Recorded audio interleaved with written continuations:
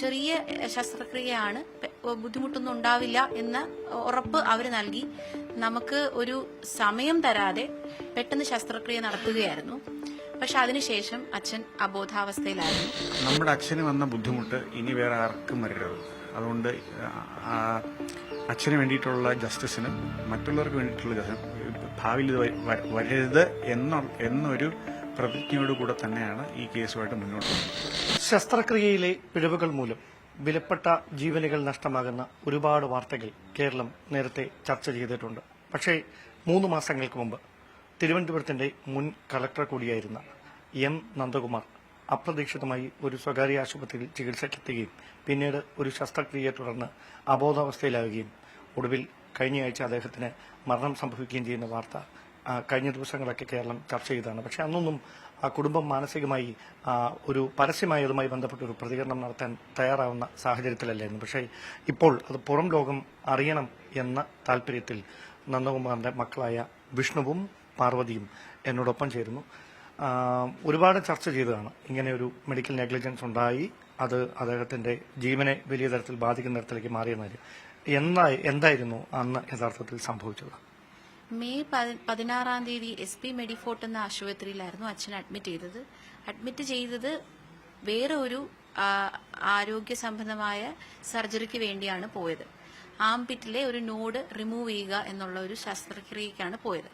പക്ഷേ പിന്നീട് അത് ഹെമറേജ് ഉണ്ടെന്ന് ഹോസ്പിറ്റലുകാർ പറയുകയും അങ്ങനെ നമ്മൾ അതിലൊരു ചെറിയ ശസ്ത്രക്രിയയാണ്, ബുദ്ധിമുട്ടൊന്നും ഉണ്ടാവില്ല എന്ന ഉറപ്പ് അവർ നൽകി നമുക്ക് ഒരു സമയം തരാതെ പെട്ടെന്ന് ശസ്ത്രക്രിയ നടത്തുകയായിരുന്നു. പക്ഷെ അതിനുശേഷം അച്ഛൻ അബോധാവസ്ഥയിലായിരുന്നു. അങ്ങനെ പിന്നെ നമ്മൾ അന്ന് അറിയുന്ന 20-ാം തീയതിയാണ് അറിയുന്നത് ഈ ബുദ്ധിമുട്ടുണ്ടായി എന്നറിയുന്നത്. അന്ന് രാത്രി തന്നെ നമ്മൾ അനന്തപുരി ഹോസ്പിറ്റലിലോട്ടേക്ക് മാറ്റുകയായിരുന്നു ചെയ്തത്. എന്ത് ബുദ്ധിമുട്ടാണ് ശസ്ത്രക്രിയക്കിടയിൽ ഉണ്ടായതെന്നാണ് നമ്മൾ മനസ്സിലാക്കിയത്? എന്താണ് അവരതിന് പറഞ്ഞ മറുപടി? ഹൈപ്പോക്സിയ എന്നൊരു കണ്ടീഷനിലോട്ടാണ് വന്നതെന്നാണ് നമുക്ക് അറിയാൻ സാധിച്ചത്. അതിന് എന്തുകൊണ്ടാണ് അങ്ങനെ വന്നതെന്ന് അവർക്ക് അറിയില്ല എന്ന് പറഞ്ഞു. ഈ ഹൈപ്പോക്സിയ എന്ന് പറഞ്ഞാൽ എന്താണെന്ന് നമ്മൾ സാധാരണ ആളുകൾക്ക് ബ്രെയിനിലോട്ടേക്ക് ഓക്സിജൻ ആവശ്യത്തിന് എത്തിച്ചേർന്നില്ല.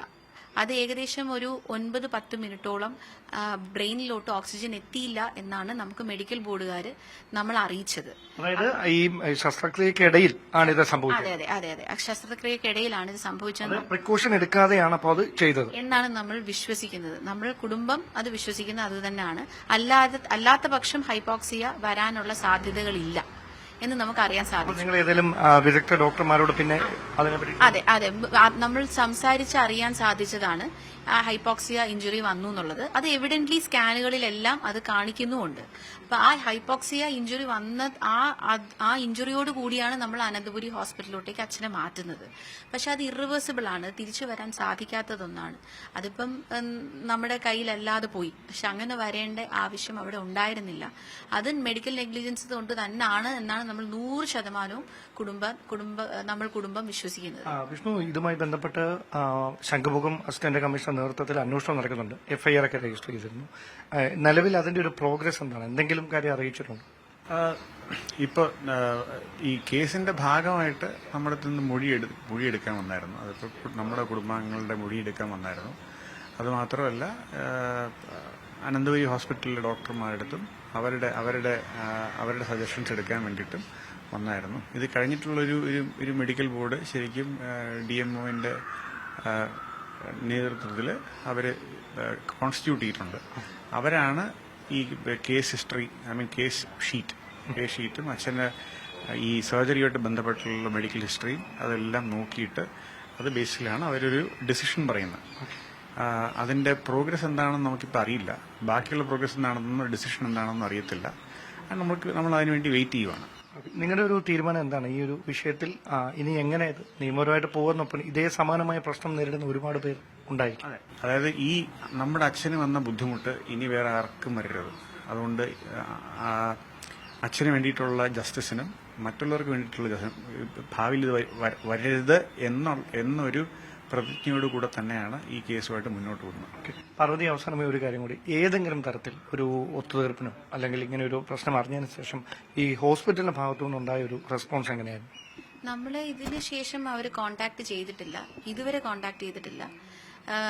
കേസുമായിട്ട് കേസ് രജിസ്റ്റർ ചെയ്തതുകൊണ്ട് തന്നെ ചിലപ്പോൾ അവരത് നിയന്ത്രിച്ചിട്ടുണ്ടാവാം, അറിയില്ല. പക്ഷെ അച്ഛന്റെ ആരോഗ്യനിലകൾ അവരന്വേഷിക്കുന്നുണ്ടായിരുന്നു.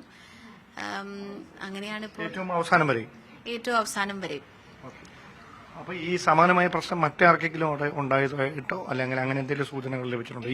ഇതേ ഹോസ്പിറ്റലിൽ മറ്റെന്തെങ്കിലും മെഡിക്കൽ നെഗ്ലിജൻസ് ഇതുപോലെ സീരിയസ് ആയിട്ടുള്ള ഉണ്ടായിട്ടുള്ളൂ? 2-3 കേസുകൾ നമുക്ക് അടുത്ത് അറിഞ്ഞ ആൾക്കാർ ഇവിടെ വന്ന് അച്ഛന്റെ മരണശേഷവും വന്ന് സംസാരിച്ചിട്ടുണ്ട്.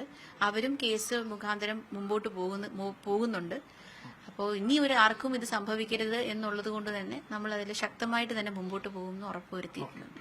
എന്തായാലും അത് ആ വാക്കുകളിൽ വളരെ വ്യക്തമാണ്. അവർക്ക് 68ാമത്തെ വയസ്സിലാണ് അച്ഛനെ ഇങ്ങനെ അപ്രതീക്ഷിതമായി നഷ്ടമാകുന്ന ഒരു സാഹചര്യം ഉണ്ടായത്. കേരളത്തിൽ ഒരാൾക്കും ഒരു കുടുംബത്തിലും ഇങ്ങനെയൊരു നഷ്ടം ഇനി ഒരിക്കലും ഉണ്ടാകാതിരിക്കാൻ ഇവരുടെ ഈ മുമ്പോട്ടുള്ള നിയമ പോരാട്ടം വഴിവെക്കുമെന്ന് തന്നെ പ്രതീക്ഷിക്കാം. ക്യാമറമാൻ സി വിനോദിനൊപ്പം ഡാൻ കുര്യൻ, ന്യൂസ് 18.